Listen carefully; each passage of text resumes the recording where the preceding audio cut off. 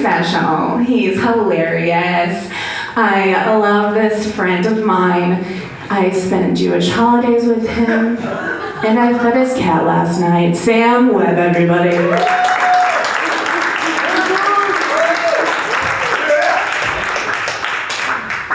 Guys, give it up for Megan.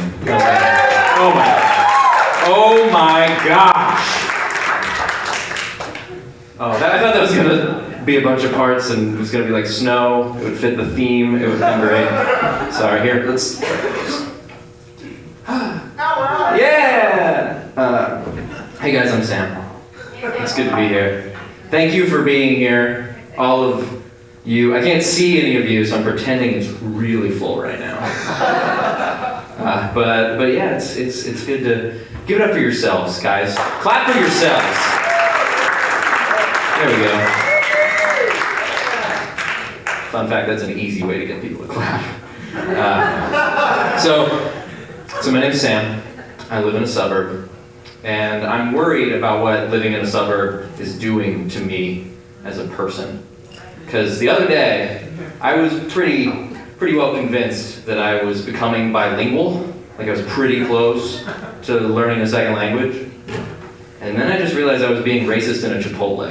I was just like, barbacoa.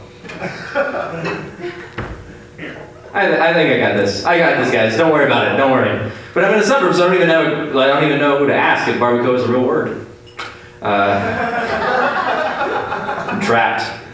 There's a Sam's Club and a Chipotle and nothing else. It was fine because I'd rather be in a suburb than in downtown Dayton. Am I right, people in downtown Dayton? Everybody, what? Dayton is like a college town where Craigslist is the college. You know? It's just like you go to a college town and you know, why are all these buildings painted this color? And they're like, oh, that's because that's the college's colors. And you go to Dayton and you're like, why are all these buildings painted this color? And they're just like, don't go to any of those buildings. Your identity will get stolen and you'll probably get touched.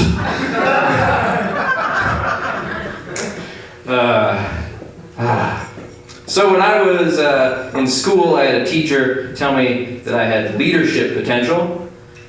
But it was in second grade, so I don't know what she was going off of, and it just feels really, at that point, kind of like Aryan. She's just like, oh, he's got a strong jawline and reads. And his blue eyes aren't bad either. If he gets tall, then I'd follow him. This is what happens when you don't get tall. You tell jokes to a room you can't see. No, but I make up for it. My lack of height, and my lack of leadership ability. Because I'm such a nice guy. Just so nice. I'm just if there was a world championships for the nicest guy, I would probably let somebody else win because they seemed like they deserved it. Next level nice, is what I'm saying. I recently became single for the first time in 9 years, and I'm only 23 years old. So do that math. Wiley's math. So all these years that I just have had a girlfriend, and now I'm single. It's confusing because it's just I'm this nice person, but now I'm a nice guy who's off his meds. I'm just there used to be a person I'd have meals with and get naked with, and they're gone. I don't know what to do anymore. I just have all these weird, manly thoughts. I'm gonna go to the gym, and I'm gonna build a cabin, and I'm gonna have sex with a stranger in the weight room of my sex cabin. But then also there's just these lows, just these, because you're just how do you meet people? What do I have to offer the world? How am I gonna pay the mortgage on my sex cabin? I don't know, guys. I don't know. It's tough. But I do have, like Liam Neeson, because of all this boyfriending, I have a very specific set of skills. Gosh, I'm so good at hugging. Oh man, I will cuddle you so hard. I'll be whatever spoon you need me to be. Yeah. Listening? Have you guys heard of listening? Because I have. You wanna talk about how some douchebag named Chet is bothering you at the office in between episodes of Grey's Anatomy? I'm your guy. There's so many seasons of that show, and I'll just keep going. I think my best trait I have to offer the women of the world is that I was not single all the years, those formative, youthful years, so I'm just like an empty shell. Ladies, you can do whatever. I'm silly putty. You can just, and now I'm this newspaper. I'm just whatever. Like we start dating, I'm just gonna hand you my Facebook profile and be like, just fill it out. Oh, I'm into Third Eye Blind now. Cool. Because I'm just, I look at my life up to this point, and it's like I look back, and there's 2 sets of footprints on a beach. And then I look at the lowest moments, and I see that there's only 1 set of footprints.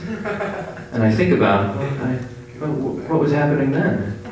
And that was when my ex-girlfriend was sneaking off to blow Chet at the office.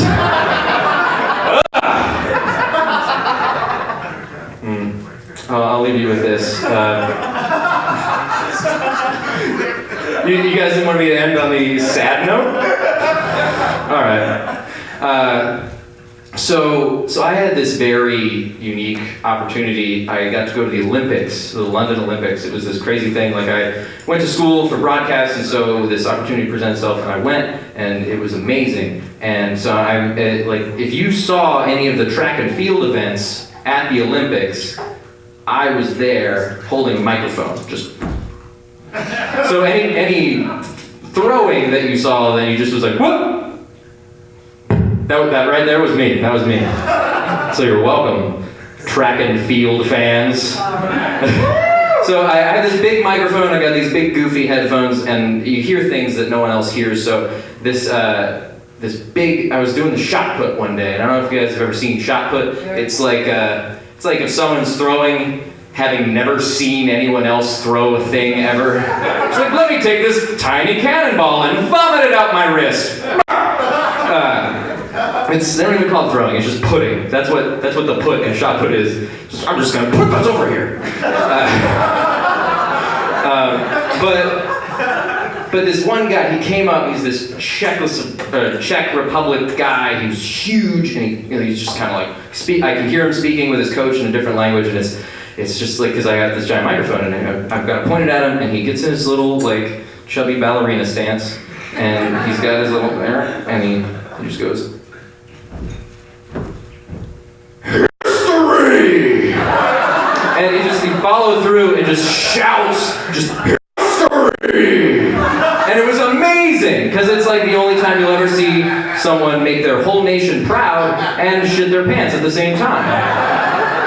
But I think about that moment all the time, and it makes me so happy, but I think about it sometimes, and I just realize that me and this guy, probably the only 2 people who care about that to that level. Because he's worked his whole life, he's lifting things, throwing them strangely, learning 1 word in English. And I went to school to maybe shoot documentaries or just become the next like Christopher Nolan. I studied for 4 years. I get this incredible opportunity to go to the Olympics, and now I'm here just with my big dumb microphone and my stupid headphones, and no one's listening, and I'm just thinking like this is the way the world ends. This is the way the world ends. Not with a bang, but with a history! Alright. That's been my time, guys. Thank you very much.